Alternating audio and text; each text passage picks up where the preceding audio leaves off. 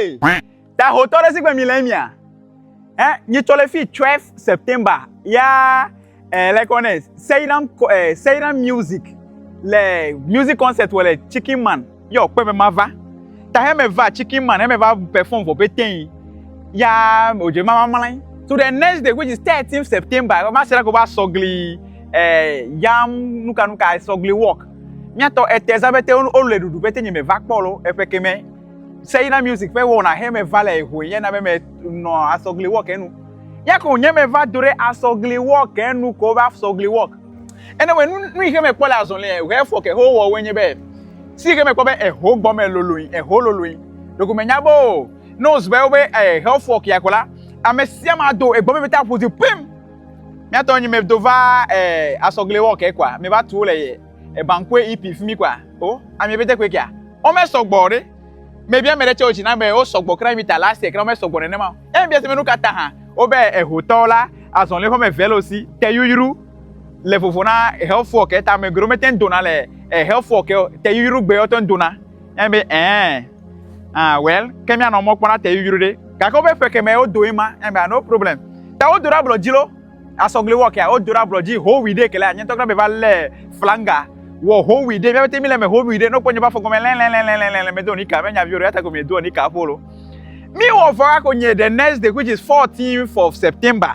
14th September henye consider gben. Kaka ma sera ko ka yom le phone jibe ho do me to le te yuru e be asogli zana de te zana de ke mi ko le du le ho gbo me ha. Because ni me va ko le ke mi ko du ne. Amero le te yuru egbe, amero chele nu bu egbe. Si bole we mia. Well, anya mejro menyore nye vavala menyo. Ta be consider gbe ko mi be ho do me to le o pe te yuru. Oi. Nya te pe nya ki mi oglo be wo kele different na te yuru nya te pe. Amewe kia. America ni me feel America ko mia be cableto. Cableto le tu me no me nya cable werudu adu cable we by force.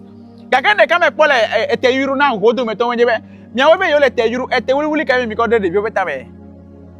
Na mi le te yuru at least mi ko eteke mi odo. Alo be si gbo wona mi anyi me va polo, ni me ya si gbe mi wona mi o.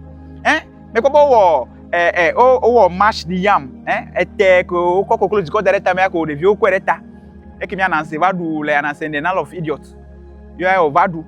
Ko ete lebelebe ete mado lebelebe de ko de review tabo le te yuru me anyway, ete yuru lo me gbe ko bolo followed by brass band. Me be line di tare group ole kableto le megbe yakwa sokpo squad. Yes.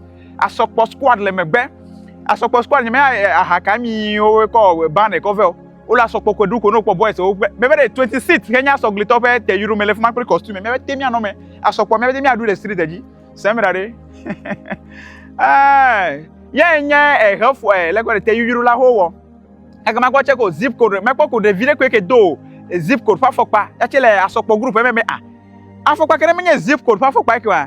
Sisi obe zip code fa kontelo. Anyway, me nyi le gbogbo ya. Ne ofa du la zande du yo de ma vari na manya.